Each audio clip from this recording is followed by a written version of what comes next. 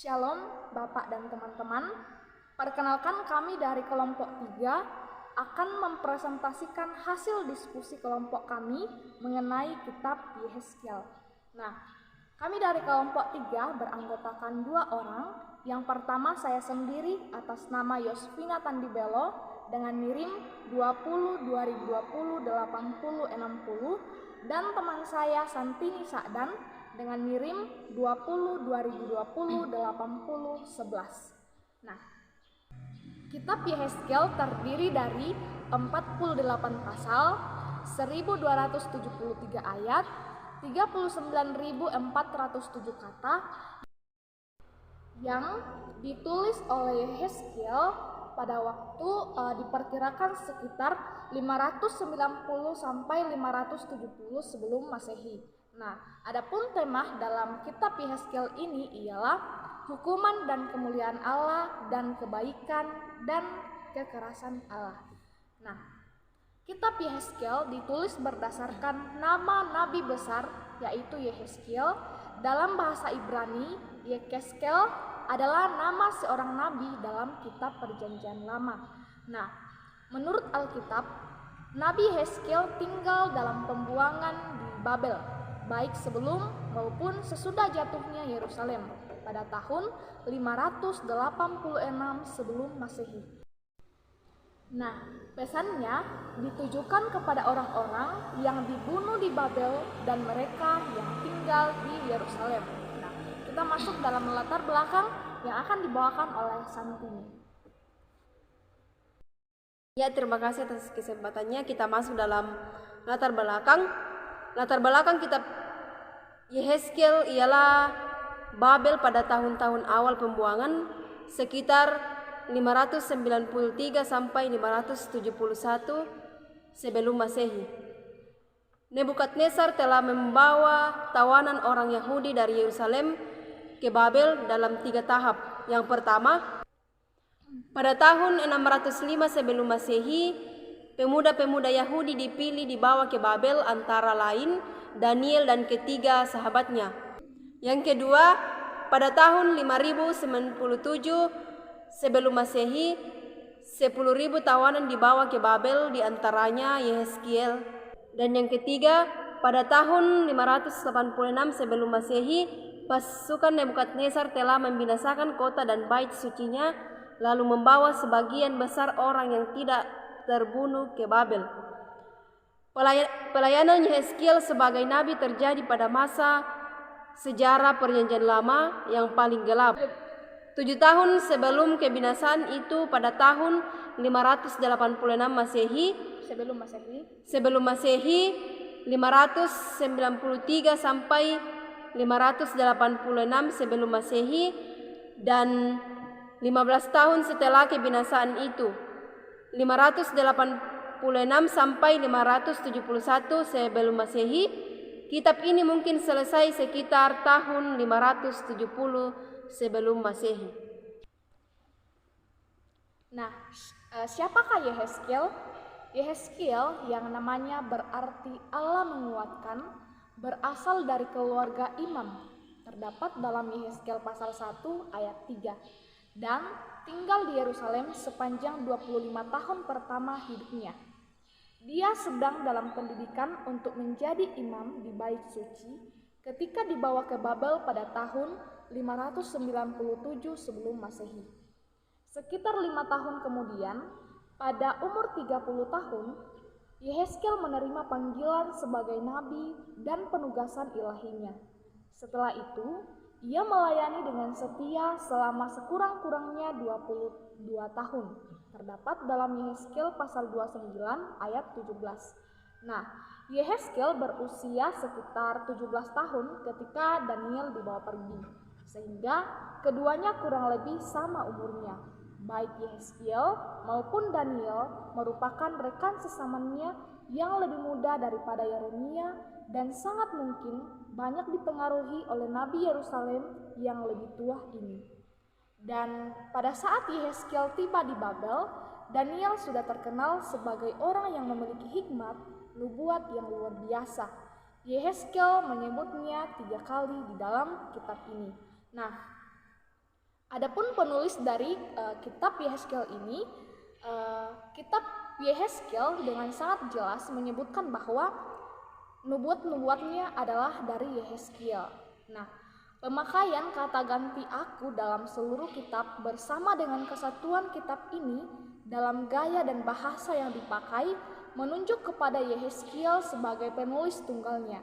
Nah, pemakaian kata ganti aku dalam seluruh kitab bersama dengan kesatuan kitab ini dalam gaya bahasa yang dipakai menunjuk kepada Yehezkiel sebagai penulis tunggalnya.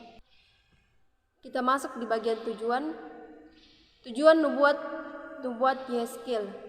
Yang pertama, untuk menyampaikan berita Allah mengenai hukum atas Yehuda dan Yerusalem yang sudah murtad dalam Yehezkiel 1 ayat 1 sampai Yehezkiel 24 ayat 27, dan tujuan bangsa asing di sekitar mereka dalam Yehezkiel 25 ayat 1 sampai 32 ayat 33.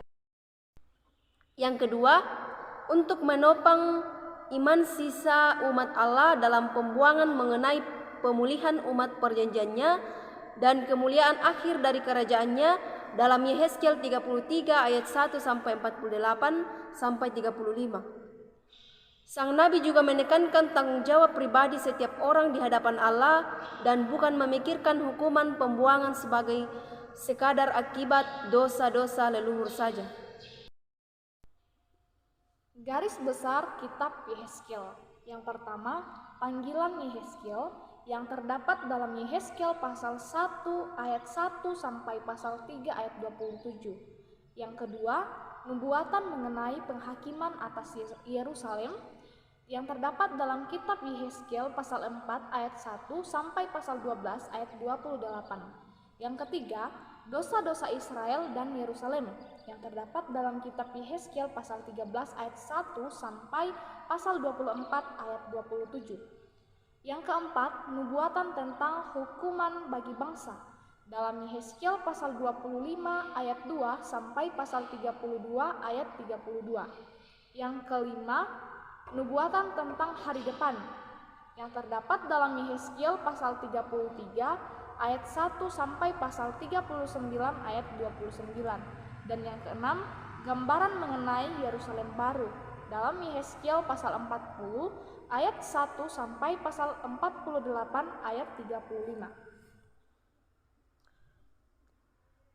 Nubuatan Yehezkiel. Yang pertama, nubuatan melawan atas Israel. Yang kedua, nubuatan melawan bangsa-bangsa. Yang ketiga, nubuatan tentang pengharapan bagi Israel. Nah, adapun tema-tema kunci dalam kitab Yehezkiel.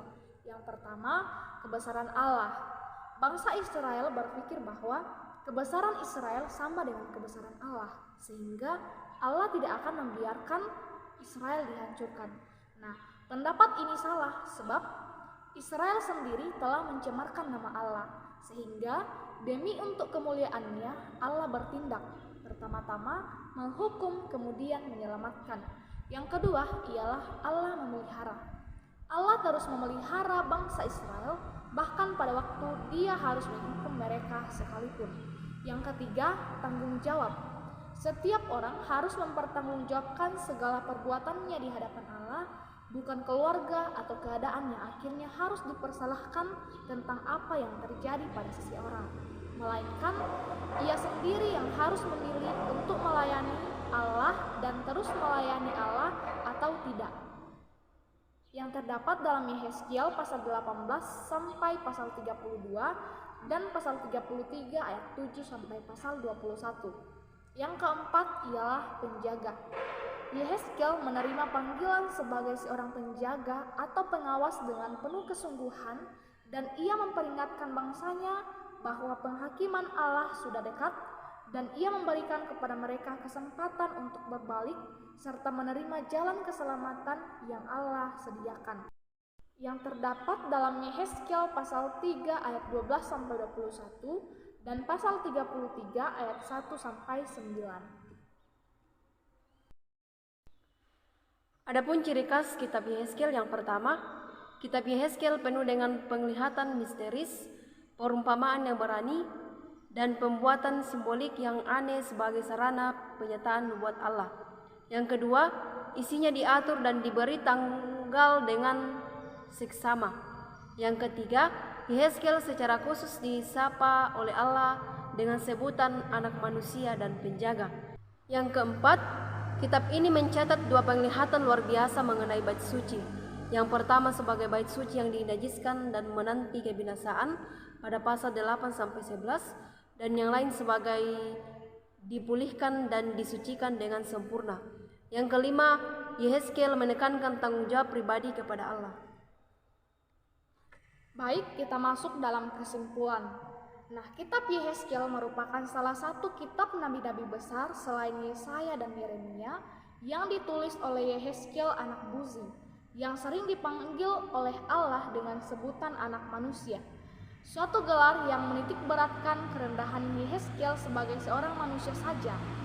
Yehezkiel menerima panggilan nabi sekitar tahun 593 sebelum Masehi dan aktif selama 22 tahun, dengan nubuatan terakhir diterimanya sekitar tahun 571 sebelum Masehi. Kitab Yehezkiel ini dibagi menjadi 3 bagian besar. Nubuatan, yaitu nubuat mengenai hukuman yang akan datang oleh Allah ke atas Yerusalem dan Yehuda. Demikianlah hasil presentasi kami mengenai kitab Yehezkiel. Nah, selanjutnya kita akan masuk dalam sesi tanya jawab. Nah, silahkan teman-teman mengirim pertanyaan teman-teman atau tanggapan teman-teman di kolom komentar yang telah tersedia di Google Classroom. Terima kasih.